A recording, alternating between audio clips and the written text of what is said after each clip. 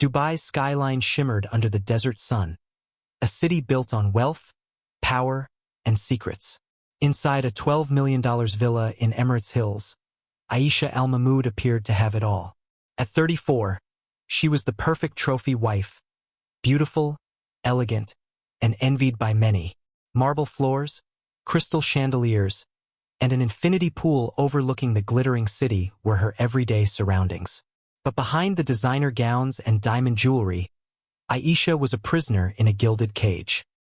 Her husband, Mahmoud Al-Mansouri, 58, was one of Dubai's wealthiest real estate developers. Decades of building luxury hotels and shopping centers had made him powerful and feared. To the world, Mahmoud was a self-made man with the perfect young wife. Behind closed doors, he treated Aisha as a possession. He controlled where she went, who she spoke to, and even what she wore. Security cameras covered every corner of the house, and bodyguards followed her whenever she left. Their marriage was cold and transactional. Mahmoud showered more affection on his prized Arabian horses than on Aisha. He had refused to have children, not wanting to share her attention. Over the years, Aisha lost touch with friends and family, her world shrinking to charity galas and staged smiles for photographers. She spent her days wandering the cavernous mansion, reading books, and painting quietly in a secret art room, her only escape from reality. Then came Ahmad Hassan, her new driver. Just 19, Ahmad was the son of a Pakistani mechanic, working long hours to support his sick father. Tall, handsome, and ambitious, he carried himself with quiet confidence far beyond his years. Unlike everyone else around her, Ahmad looked Aisha in the eyes when he spoke. He asked about her day. He remembered the small things she said. For the first time in years, Aisha felt seen, not as Mahmoud's wife, but as a person. Little did she know, this small spark of human connection would soon ignite a love story so dangerous that it would destroy 3 lives forever. At first, Ahmad was nothing more than a polite young driver doing his job. He arrived early each morning, held the door for Aisha, and waited patiently outside while she attended appointments. But unlike every other staff member who bowed to her status, Ahmad treated her like a human being. He met her gaze when he spoke, his voice warm and respectful, yet never patronizing. During their first drives together, their conversations were light. Ahmad asked simple questions about her favorite books, the art galleries she visited, the parts of Dubai she loved most. It was nothing remarkable, but to Aisha, who had spent years being spoken to as if she were furniture, it felt like breathing again. Gradually, the walls Aisha had built around herself began to weaken. Ahmad wasn't just polite, he was intelligent. He spoke 3 languages fluently, studied business administration at night school, and dreamed of building a logistics company one day. He had ambitions that extended far beyond his modest life. As Aisha listened to him describe his plans with quiet passion, she couldn't help but admire him. Not for what he had, but for who he was. For the first time in years, she had someone who actually cared about her thoughts. Ahmad remembered the little details she shared, her love of poetry, the way she preferred her coffee, the fact that she painted in secret. No one, not even Mahmoud, had ever noticed those things. The bond grew slowly but deeply. Aisha began asking Ahmad to take longer routes home. Sometimes, she asked to visit bookstores or art galleries, places where they could walk side by side and talk about life without the suffocating eyes of Mahmoud's world on her.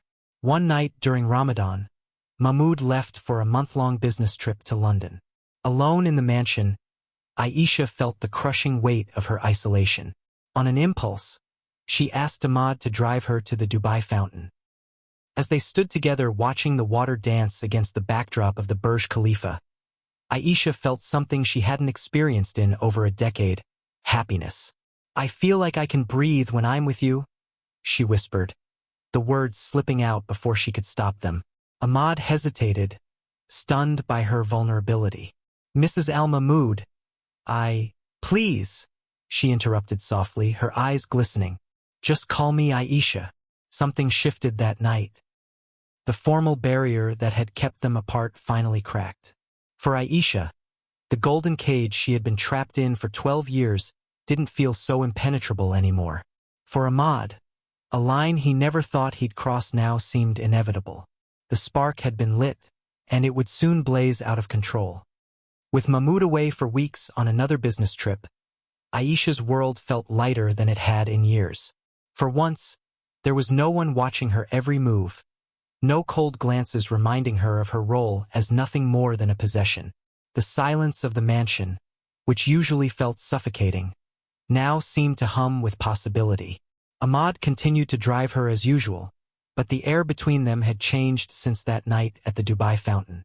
Their conversations grew deeper, about life, dreams, regrets, and what it meant to truly be free. Aisha found herself laughing again, genuinely laughing, something she hadn't done since she was a young woman at university. One afternoon, instead of taking her directly home, Aisha asked Ahmad to drive along Jumeirah Beach Road. The windows were down, the sea breeze curling her hair, and for a brief moment, she felt like herself again. A version of herself she thought had died years ago. They stopped at a small cafe by the shore. Ahmad insisted on paying for her coffee despite the absurdity of it. His gesture of respect made her chest tighten. "You deserve to be seen, Aisha," he said softly, noticing the way she gazed at the horizon as if yearning for something far away. No one had ever said that to her before. That night she couldn't sleep. For the first time, she allowed herself to admit the truth. She cared for Ahmad. Not as a distraction, not as a friend, but as a man who made her feel alive. A few days later, Aisha asked him to drive her to the Dubai Miracle Garden, a place she'd always loved but rarely visited. They wandered between the towering floral sculptures, marveling at the colors under the warm evening lights. As they walked down a secluded path lined with blooming arches, Aisha turned to Ahmad, her heart pounding.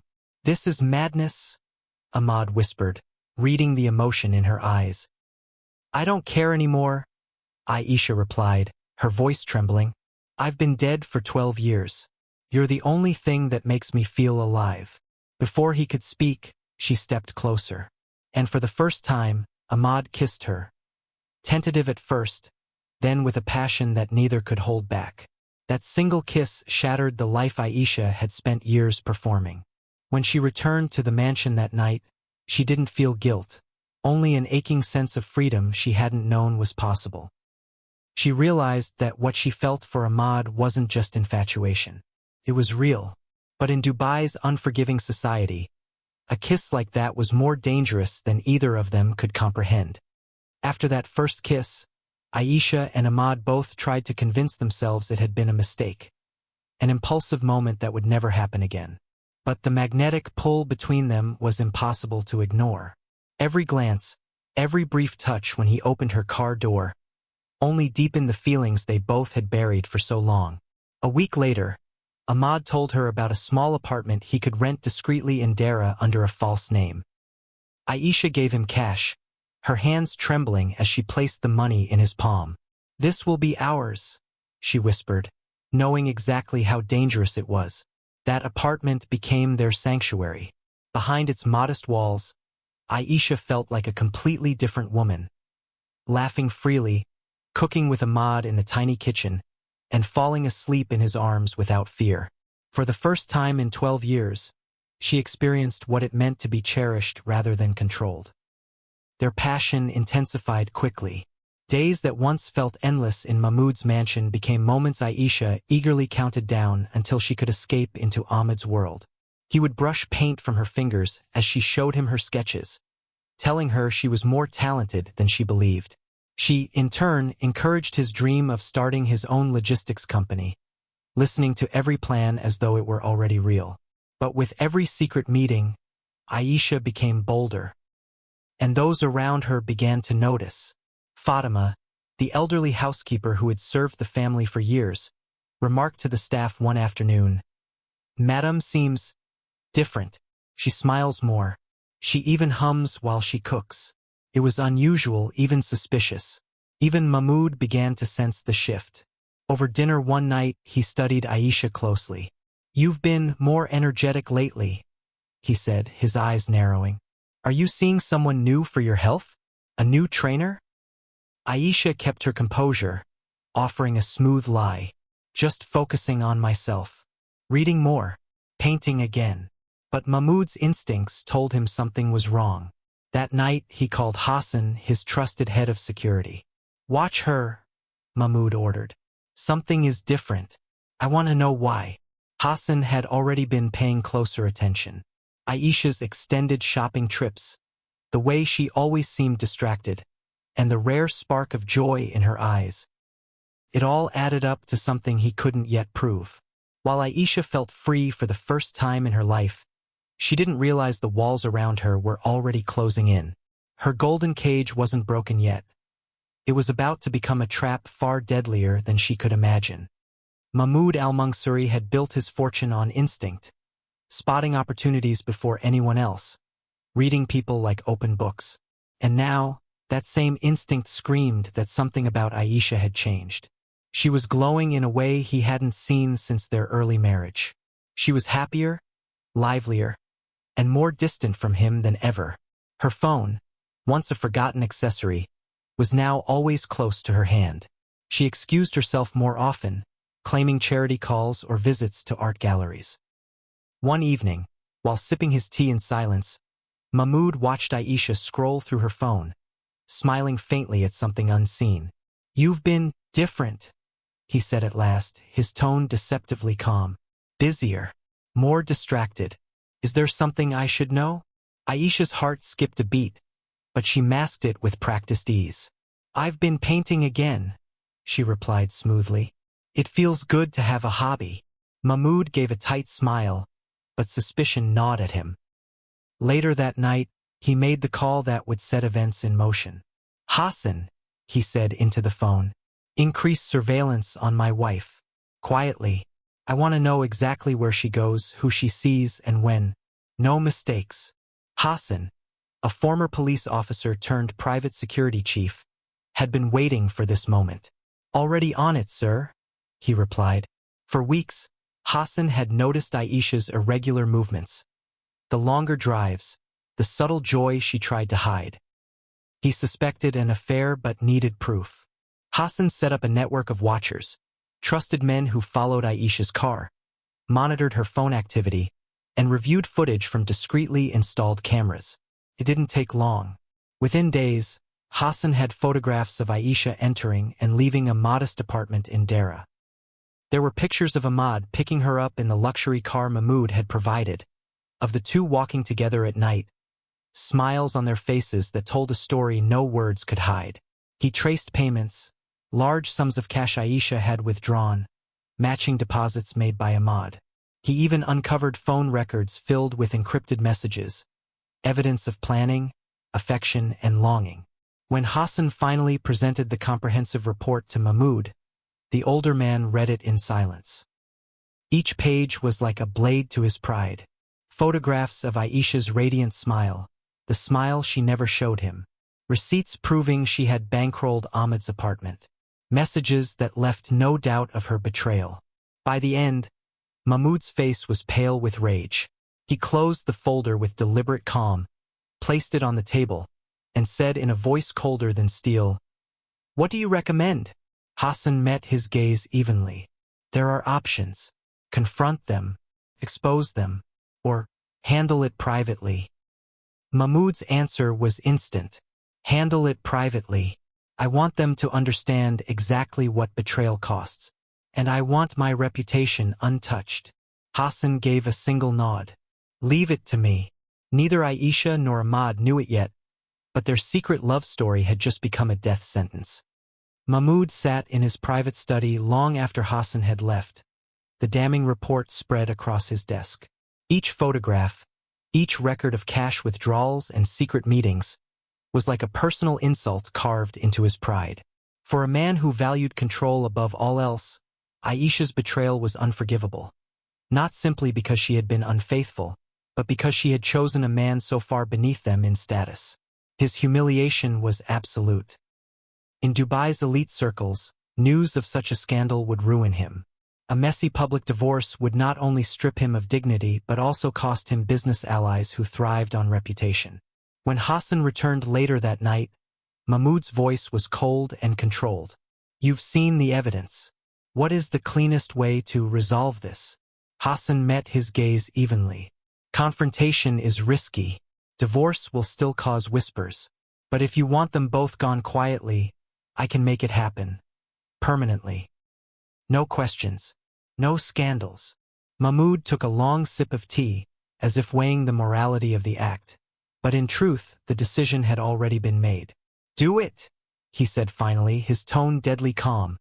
"Make sure they both understand the cost of dishonor. But I want my name kept clean. No mess. No trace back to me." Hassan nodded once, a soldier receiving orders. "Understood, sir. It will be discreet. There will be no evidence." For the next 2 weeks, Hassan meticulously laid out his plan.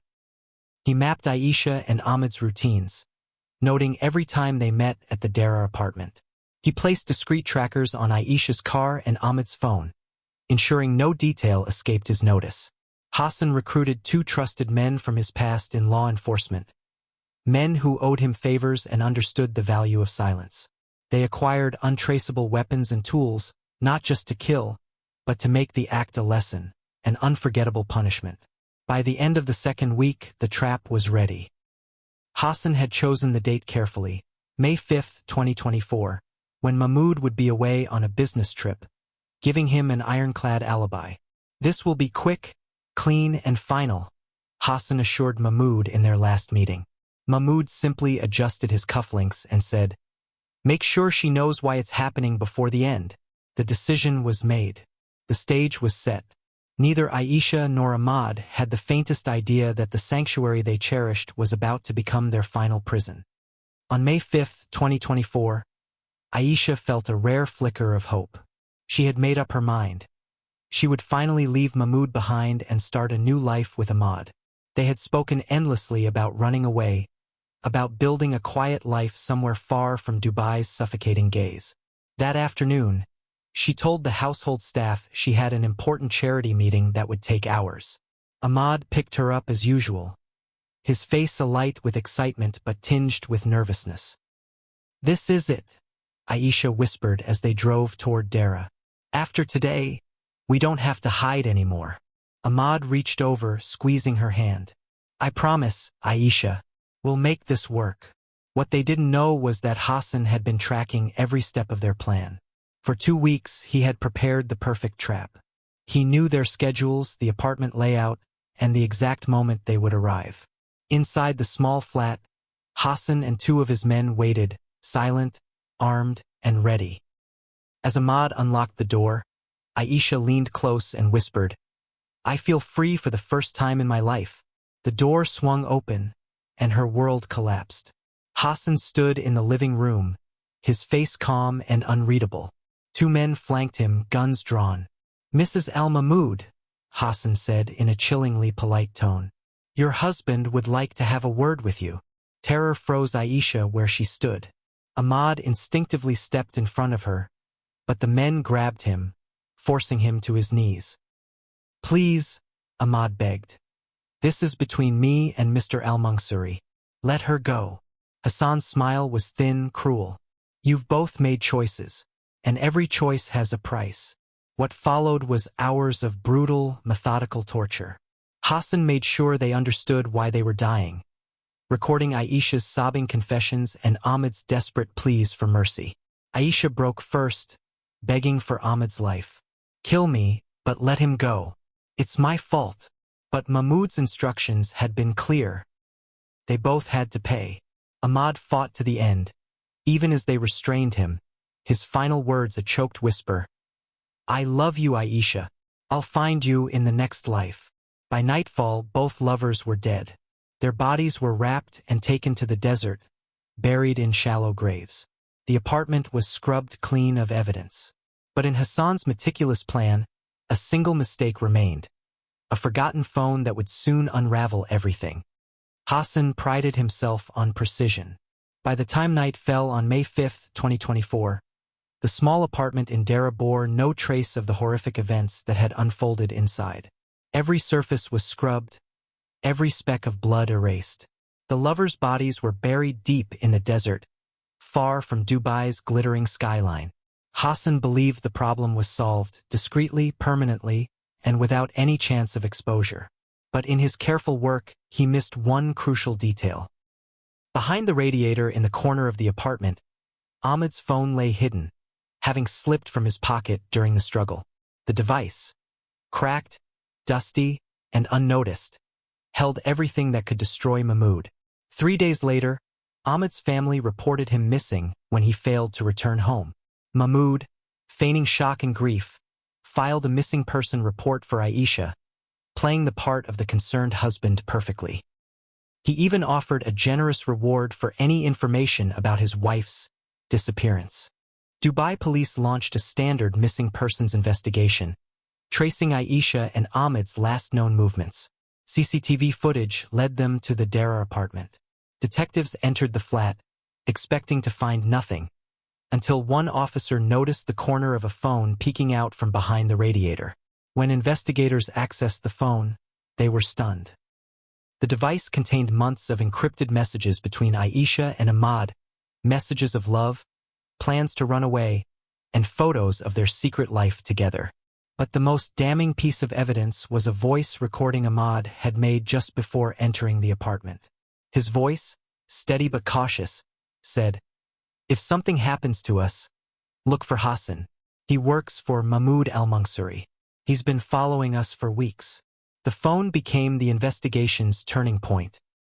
Forensic teams extracted deleted files, recovering chat histories, geolocation data, and photos proving the affair. More importantly, it tied Mahmoud directly to Hassan's surveillance of his wife and her lover. Dubai police now had enough to suspect that Aisha and Ahmed's disappearance was far from voluntary. The phone was the thread that, once pulled, would unravel the entire conspiracy and bring down one of Dubai's most powerful men. Ahmed's family grew worried when he failed to return home for 3 days. His father, a humble mechanic struggling to care for his ill wife, went to the police and reported his son missing. Around the same time, Mahmoud played the role of a devastated husband, filing a missing person report for Aisha and publicly offering a reward for any information. His performance was convincing. Tears in front of cameras, appeals to the public. But behind closed doors, Mahmoud was certain that his secret was safe. The discovery of Ahmed's hidden phone changed everything. The messages, photos, and damning voice recording pointed directly to Hassan al-Mahmoud, Mahmoud's head of security. Within hours, Dubai police formed a task force led by Detective Inspector Sarah Al-Zara, a seasoned investigator known for her determination and unwillingness to be intimidated by power. The investigation quickly uncovered a disturbing web of surveillance. At Hassan's apartment, police found high-end monitoring equipment, detailed reports on Aisha's movements, and photographs of her with Ahmad. Most incriminating of all were text messages between Mahmoud and Hassan, where Mahmoud explicitly instructed him to handle the problem permanently, but quietly. Financial records painted an equally damning picture. Tracing Mahmoud's company accounts revealed large cash withdrawals and payments to Hassan and his 2 accomplices, coinciding with the planning and execution of the murders. CCTV footage placed Hassan and his men entering and leaving the Dara apartment on the day Aisha and Ahmad were killed, carrying large bags to a waiting van. Faced with overwhelming evidence, police moved quickly. Hassan was arrested at his home. As officers entered, he remained unervingly calm, requesting a lawyer but making no attempt to deny his involvement. In custody, he initially stayed silent, but after hours of questioning and being shown Ahmed's final voice recording, his resolve broke. Hassan confessed in chilling detail how Mahmoud had ordered him to trap and kill the lovers to protect his reputation, how the torture had been deliberate to make them understand, and how Mahmoud had watched over the entire plan. This confession, combined with the mountain of forensic evidence, ensured that Dubai police now had an airtight case against Mahmoud al-Mansouri. Before dawn on May 15, 2024, Mahmoud al-Mansouri's empire came crashing down. Dubai police stormed his Emirates Hills mansion as he prepared for morning prayers. Surrounded by armed officers, the once untouchable businessman was arrested without resistance. "This is a mistake," Mahmoud protested, still trying to project authority. "I am a respected man. I would never harm my wife." But the evidence told a different story. Investigators had uncovered dozens of calls between Mahmoud and Hassan, detailed financial transfers to the killers, and surveillance footage linking Mahmoud to the burial site in the desert. The trial began on August 15, 2024, at Dubai's Federal Supreme Court. It quickly became known as the trial of the century. Media outlets from around the world covered every detail, as it was unprecedented for one of Dubai's most powerful men to face the death penalty. Chief Prosecutor Amir Al-Zora laid out a devastating case. Forensic evidence showed Aisha and Ahmad had been tortured for hours before being killed. Digital records and Hassan's testimony confirmed Mahmoud had orchestrated every detail to protect his reputation from the shame of his wife's affair with a Pakistani driver. Hassan, facing the death penalty himself, struck a plea deal and testified in chilling detail. "He told me," Hassan recounted in court, "that his honor was worth more than their lives. He wanted them to suffer before they died, so they would understand the price of their betrayal." The defense argued cultural pressures and emotional distress drove Mahmoud to desperation, attempting to paint him as a man who acted in a moment of temporary insanity. But the evidence of premeditation, planning, and cold-blooded execution was overwhelming. After 6 weeks, more than 40 witnesses, and hundreds of pieces of evidence, the jury deliberated for just 8 hours. On October 12, 2024, Judge Ahmed Al-Maktoum delivered the verdict. In the case of the state versus Mahmoud al-Mansouri and Hassan al-Mahmoud, we find the defendants guilty of premeditated murder in the first degree. Mahmoud was sentenced to death by lethal injection, Hassan received life imprisonment without parole, and the two accomplices each received 25 years in prison. For the first time, Dubai's elite saw that power and wealth could not shield someone from justice. Following the verdict, Dubai's society was shaken to its core. The execution of Mahmoud al-Mansouri on March 15, 2025 marked a historic moment. One of the city's most powerful men had been held accountable for murder. Ahmed's grieving family received compensation from Mahmoud's seized assets. Rather than keeping the money, they established the Ahmad Hassan Scholarship Fund, supporting young Pakistani immigrants in the UAE who dreamt of higher education. The fund quickly became a symbol of hope, honoring Ahmed's ambition to rise above his circumstances. Aisha's family, initially shunned by society because of her affair, quietly reclaimed their dignity as her story gained international attention. Women's rights groups in the UAE began using her case to advocate for stronger protections for women trapped in controlling marriages. Her life became a cautionary tale about arranged marriages, domestic control, and the deadly consequences of honor culture. The apartment in Dara where the murders occurred was demolished. In its place, a small memorial garden was built with a plaque honoring all victims of domestic violence and honor killings. While Aisha and Ahmed's names weren't publicly inscribed due to cultural sensitivities, those who knew the story understood exactly who the garden was for. Hassan remained in prison, where he reportedly became a model inmate. He eventually expressed remorse for his actions, admitting that blind loyalty to a powerful man had led him to destroy 2 innocent lives. The case became a landmark moment in Dubai's legal history. It proved that wealth and influence could not always protect the guilty, and that justice, while slow, could prevail, even in the world of the elite.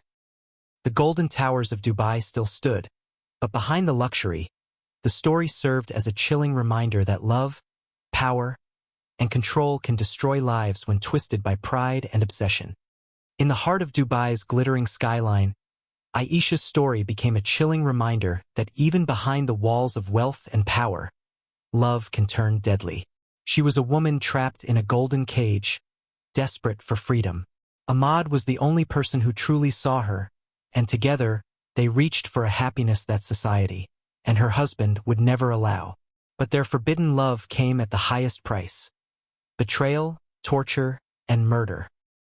Mahmoud al-Mansouri, a man who believed his power made him untouchable, learned that even the elite are not above justice. His downfall became a landmark moment in Dubai's history, exposing the dangers of unchecked control toxic honor culture, and the facade of perfection among the city's wealthiest families. In the end, 3 lives were destroyed, 1 by greed, 2 by love, but their deaths sparked change, conversations, and a legacy that still lives on. Stories like this remind us that appearances can be deadly, and power always has a price. If you found this story shocking, hit that subscribe button, turn on notifications, and check out more real-life stories of crime, betrayal, and the dark secrets of the world's elite. Because in places where power hides the truth, justice often comes at the highest cost.